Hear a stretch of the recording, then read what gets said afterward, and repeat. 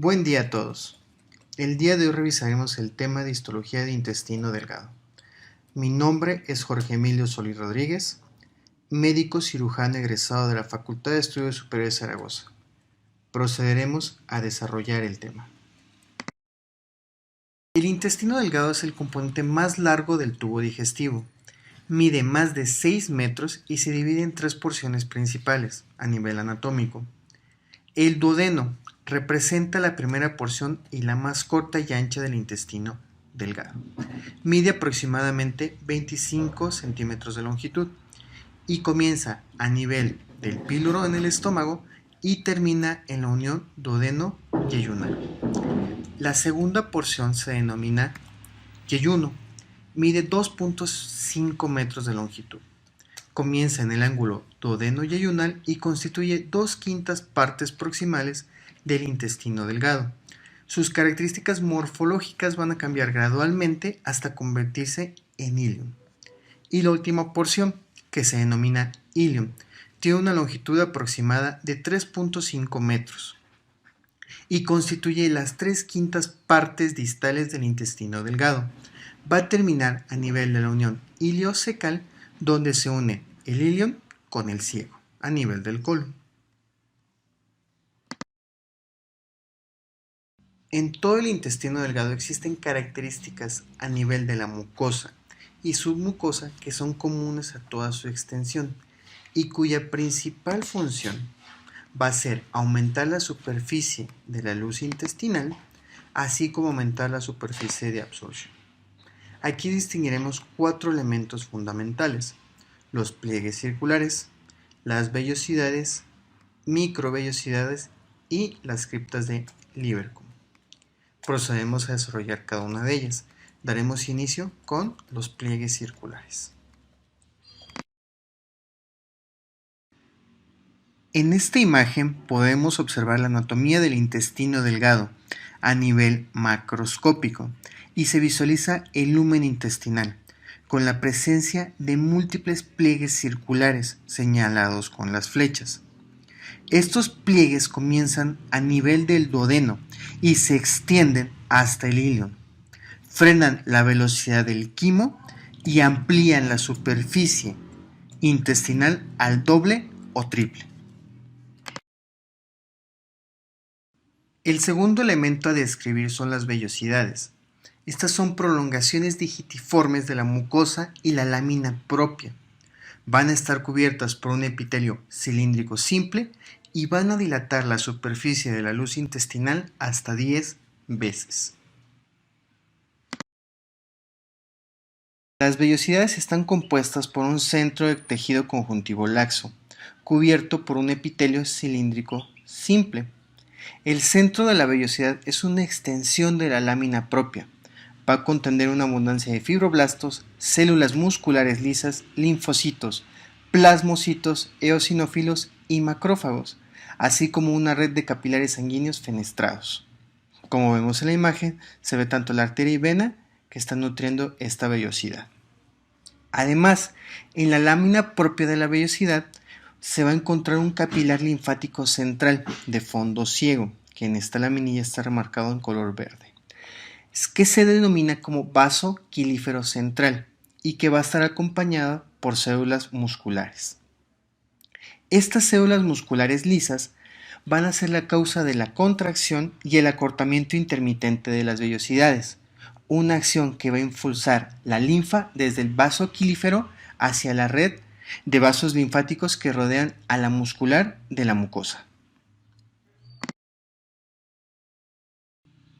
En esta fotomicrografía de una vellosidad intestinal podemos observar la superficie de la vellosidad, que va a consistir en células epiteliales cilíndricas, sobre todo enterocitos, que es lo que estoy remarcando, que estos van a estar provistos de una chapa estriada apical. También hay células caliciformes, que pueden identificarse con facilidad por la gran acumulación apical de gránulos de mucina, como señalamos en la diapositiva.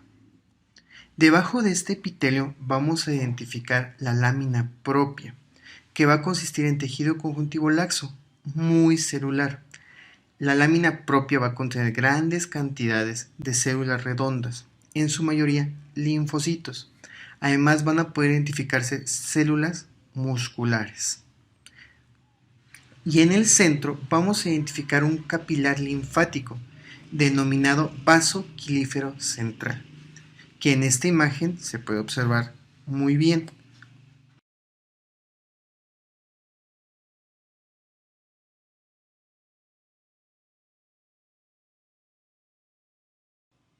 Las células del epitelio cilíndrico simple que recubren cada vellosidad poseen en su zona apical abundantes microvellosidades, cuya función va a ser aumentar la superficie de la luz intestinal hasta 20 veces. La microfotografía electrónica que tenemos en la diapositiva muestra con claridad la chapa estriada o el borde en cepillo en la zona apical de un enterocito, donde vamos a observar las microvellosidades a nivel individual, como lo estamos remarcando en la diapositiva, y que están marcadas con el número 1. Estas van a cumplir la función de aumentar la superficie de absorción del enterocito en una gran cantidad. Además, observamos un importante glucocálex en la zona apical de estas microvellosidades. Y en esta zona es donde se va a depositar moco proveniente de las células caliciformes, de tal forma que las microvellosidades se encuentran cubiertas por glicoproteínas y mucina abundante, cuya función va a ser fijar abundante agua. Intestinales o criptas de Lieberkühn son estructuras tubulares simples que se extienden desde la muscular de la mucosa y van a abarcar el espesor de la lámina propia, donde va a desembocar en la superficie luminal del intestino, a la altura de la base de las vellosidades.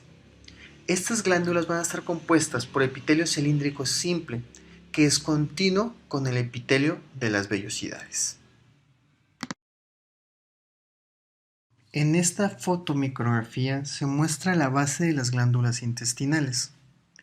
La glándula que observamos del lado derecho aparece en un corte longitudinal, mientras que la glándula que observamos del lado izquierdo es en un corte o sección transversal. Las células de Paneth normalmente se van a ubicar en la base de las glándulas intestinales y se van a ver bien al microscopio óptico. La lámina propia de estas glándulas va a contener abundantes plasmocitos, linfocitos y otras células del tejido conjuntivo. Incluso en esta microfotografía, las células que se encuentran señaladas con flecha corresponden a linfocitos en la lámina propia.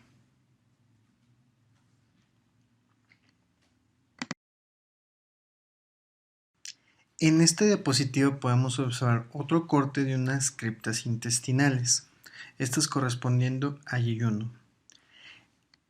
Señalado con asteriscos podemos observar la luz de estas criptas y también podemos observar lo que son las células granulosas de Paneth, donde vemos que tienen importantes gránulos supranucleares.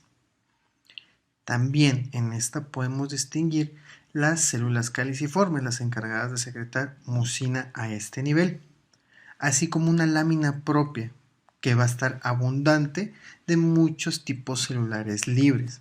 Incluso se llegan a observar algunos plasmocitos que me encuentro señalando en este momento con el puntero. Y por debajo de toda esta zona vamos a observar la muscular de la mucosa.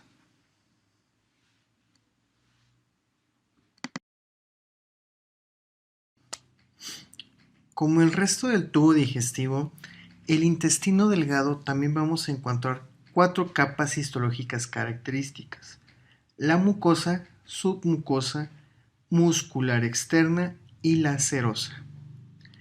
Ya vimos que en la mucosa va a presentar características específicas para ampliar la superficie de absorción, esto a nivel de su epitelio de revestimiento. También va a tener presente una lámina propia y una muscular de la mucosa. A nivel del epitelio de revestimiento, la mucosa intestinal va a presentar al menos 5 tipos de células características. Las células maduras de este epitelio los vamos a encontrar a nivel de las glándulas intestinales y en la superficie de las vellosidades. Vamos a proceder a hacer la revisión de cada tipo celular y sus características particulares. Como se mencionó en diapositivas previas, la mucosa intestinal va a presentar varias células específicas. De primera instancia, la célula a analizar es el enterocito, cuya principal función va a ser permitir la absorción de los nutrientes a nivel del tubo digestivo. A nivel apical, estas células van a presentar la chapa estriada, conformada por microvellosidades. Las células caliciformes van a ser glándulas unicelulares secretoras de mucina. Las células de Paneth, su principal función va a ser mantener la inmunidad innata a nivel de la mucosa, mediante la secreción de sustancias antimicrobianas. También tenemos las células enteroendocrinas. Van a producir varias hormonas endocrinas y parácrinas que van a tener diferentes funciones a nivel de la motilidad del intestino delgado. Y las células M, o también denominadas células con micropliegues, van a ser células especializadas de los enterocitos, donde en el epitelio van a estar presentando o cubriendo nódulos linfáticos en la lámina propia. Vamos a proceder a ver algunas imágenes histológicas donde podemos destacar estas células. En esta microfotografía vamos a observar el epitelio de una vellosidad. Señalado con el número 1 podemos ver al enterocito, la célula encargada de la absorción a nivel del intestino delgado, que observamos aquí claramente. Y en su parte apical observamos la chapa estriada, formada por las microvellosidades. Observamos también las células caliciformes, marcadas con el número 2. Importante cantidad de células caliciformes encargadas de secretar la mucina a nivel del intestino delgado. Y señalado con el número 3, observamos la lámina propia, una zona rica en macrófagos, mastocitos y linfocitos. Esta lámina propia se va a extender entre las criptas y va a penetrar en el centro de cada vellosidad. Va a ser una red rica a nivel vascular y linfático, donde van a pasar todos los productos digeridos y absorbidos. Por debajo de toda esta zona, es decir, en la zona basal, vamos a encontrar la muscular de la mucosa.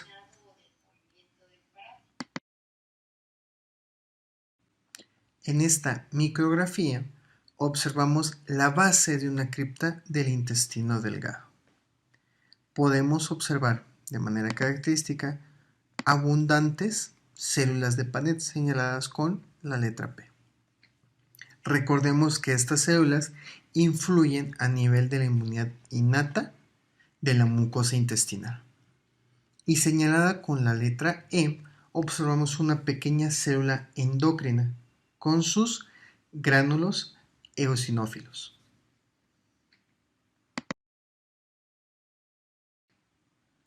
Aquí observamos otro corte histológico de una glándula intestinal.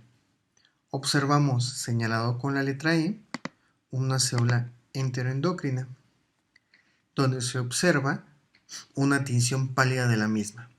Por las características del corte, es mucho más difícil observar las células de Paneth señaladas con la letra P, pero podemos distinguir también unas células caliciformes a este nivel, así como la luz de la glándula intestinal. En esta fotografía es un corte a nivel de la mucosa del intestino delgado. Se identifican dos vellosidades del lado izquierdo y una del lado derecho.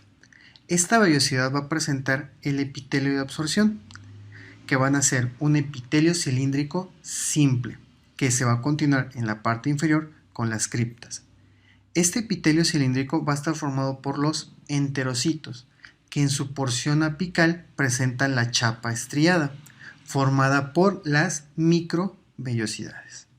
Como se mencionó, las criptas van a estar en la base de estas vellosidades y estas van a encontrarse entre la lámina propia y la muscular de la mucosa. La lámina propia va a ser un tejido laxo, rico en una red vascular y venosa, y también se van a presentar distinto tipo de células, linfocitos, macrófagos y también células musculares, como vemos que se está señalando en el puntero. Células musculares que son primordiales para la contracción de estas vellosidades. Y por debajo de toda esta zona observamos a la muscular de la mucosa. Y es así como va a estar conformada la mucosa a nivel intestinal. Continuando con las capas histológicas a nivel de intestino delgado.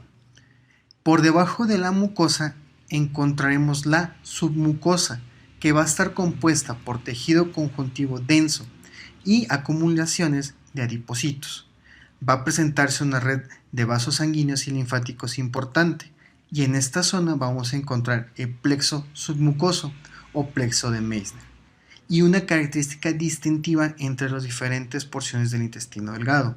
Vamos a encontrar las glándulas de Brunner, que son características a nivel del duodeno. Por debajo de la submucosa localizaremos la muscular externa, donde vamos a encontrar una capa de músculo liso en dos diferentes capas, una circular interna y una longitudinal externa, y también localizaremos a este nivel el plexo mientérico o el plexo de Auerbach. Y así en la parte más externa encontraremos la serosa, que va a estar cubierta por el peritoneo de la cavidad peritoneal. Va a ser un epitelio plano simple, un mesotelio. Así es como va a estar conformado histológicamente el intestino delgado. En la siguiente diapositiva veremos un corte completo y podremos identificar todas estas zonas mencionadas. En esta imagen observamos un corte histológico a nivel del duodeno. En un momento observamos por qué podemos definir que esto es duodeno. Observamos como primer capa histológica del intestino delgado la mucosa, que ya desarrollamos ampliamente y ya vimos todos los cambios que se presentan en este nivel para aumentar la superficie de absorción. Observamos las vellosidades, a nivel basal todo lo que son las criptas del Ibercum y la muscular de la mucosa en la parte más inferior, delimitando la mucosa a este nivel. Por debajo de la misma observamos la submucosa y un elemento característico a nivel del duodeno, la presencia de las glándulas de Brunner. También observamos tejido adiposo y un ganglio del plexo submucoso a este nivel y múltiples vasos sanguíneos, que como recordaremos, la submucosa es un tejido conjuntivo denso muy rico a nivel vascular. Como tercer capa encontramos a la muscular externa. Como primer capa de esta misma encontramos la capa de músculo circular, señalada de esta forma, y más externo a la misma la capa de músculo longitudinal. Y ya hacia la parte más externa de este intestino delgado observamos la serosa del mismo, que va a ser un mesotelio. Entonces, en esta laminilla resumimos la histología del intestino delgado, sus capas. Las características de cada una de ellas ya las analizamos con anterioridad. Ahora procederemos a identificar las características diferenciales por región del intestino delgado para facilitar su comprensión y distinción a nivel de microscopio.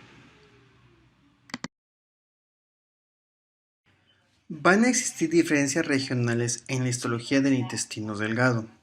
Así como macroscópicamente identificamos tres porciones en que se divide esta porción del tubo digestivo, vamos a encontrar variaciones mínimas en su aspecto histológico. Las vellosidades van a ir disminuyendo su tamaño conforme avancemos en el tubo digestivo, presentándose las vellosidades más altas a nivel del duodeno, midiendo hasta 1.5 milímetros, llegando a 1 milímetro en yeyuno y bajando hasta 0.5 milímetros en ilion. Las glándulas de Brunner van a ser una principal diferencia que vamos a poder identificar en cortes histológicos. Se van a encontrar a nivel de la submucosa del duodeno. Van a ser glándulas tubuloalveolares, van a estar ramificadas y van a desembocar en la base de las criptas del Líberco. Y su principal función va a ser secretar un líquido seromucoso cargado de bicarbonatos, que va a servir como un sistema buffer para el quimoácido que provenga del estómago. Y por último, las placas de Peyer van a ser un grupo de folículos linfáticos que van a estar presentes en la lámina propia del ilium de manera importante. Así podemos decir que el yeyuno no va a presentar ni las glándulas de Brunner ni placas de Peyer en su lámina propia, y así poder distinguirlo en los diferentes cortes que se nos presentan.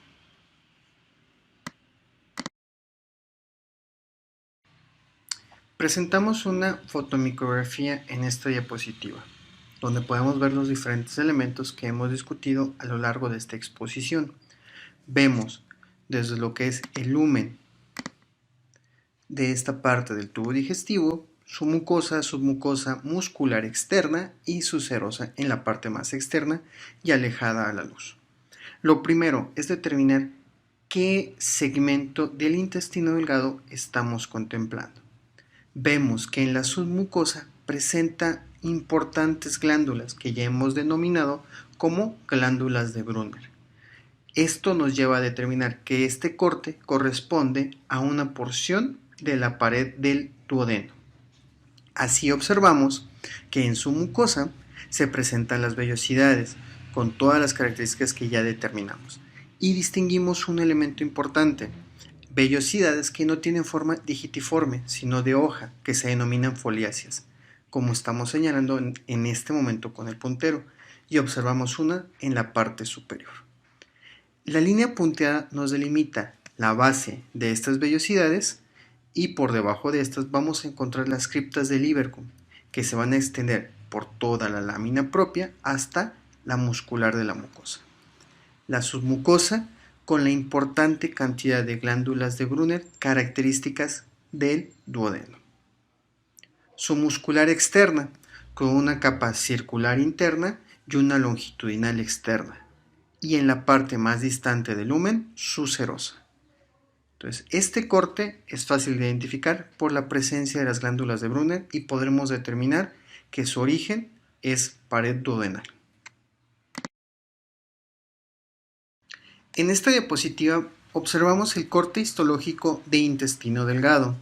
Se observan vellosidades y las diferentes capas que componen a este tejido. Lo primero a determinar es qué porción del intestino delgado estamos observando. A nivel de la submucosa destaca la ausencia de glándulas de Brunner, así como no hay presencia de nódulos linfáticos, es decir, no hay presencia de placas de Peyer, por lo que nos encontramos ante un corte histológico de yeyuno. Observamos como elementos destacables de esta diapositiva pliegues circulares enmarcados como se señala con el puntero. Estos pliegues circulares o válvulas coniventes van a estar formadas por mucosa y submucosa. Por debajo de estos vamos a encontrar la muscular externa. Observamos que las vellosidades algunas presentan acortamientos. Estos acortamientos se atribuyen a la presencia de células musculares dentro de esas vellosidades. También observamos la presencia de vasos quilíferos dilatados, como se observa y se está señalando. En esto se está haciendo la absorción y transporte de ciertos lípidos y proteínas que vienen de la dieta y van a pasar de estos vasos quilíferos ciegos a vasos linfáticos más grandes localizados en la submucosa, para posteriormente pasar a la circulación sistémica y hacer sus funciones de nutrición en el cuerpo. En este corte transversal del intestino delgado observamos parcialmente elementos de la pared intestinal. Observamos las vellosidades como parte de la mucosa, algunas glándulas intestinales, observamos la submucosa y su muscular externa. volviendo al punto de que tenemos que identificar qué porción del tubo digestivo es, destaca la gran cantidad de nódulos linfáticos que forman lo que se denomina como placa de Peyer. Estas placas de Peyer van a estar localizadas sobre todo en el borde antimesentérico y van a ser una característica muy importante del ilion, como observamos en esta parte. Entonces, el corte histológico que estamos viendo se trata de un corte transversal del ilion con sus diferentes segmentos a observar. Y por último, en esta diapositiva observamos otro corte a nivel de intestino delgado. Vamos a identificar los elementos que se observan. Como número 3, observamos todas las vellosidades de esta mucosa. En el número 4 podemos identificar la submucosa de este tejido. Y en el número 5 observamos la muscular externa. Con números 1 y 2 destacan una importante cantidad de folículos linfáticos. El número 2 es tejido linfático parafolicular. Entonces, estamos hablando de un corte longitudinal donde se observan placas de Peyer, por lo que nos encontramos ante un corte histológico de ilion. Siempre debemos de observar estas características distintivas para poder determinar qué porción del tubo digestivo estamos observando en nuestros microscopios.